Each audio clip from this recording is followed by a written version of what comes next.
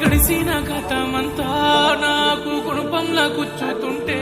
రోజు గుండె పగిలిపోయేలా నేను ఎక్కెక్కి ఏడ్చినా చూడు నువ్వే లేకపోతే నా బాధ శూన్యమేమో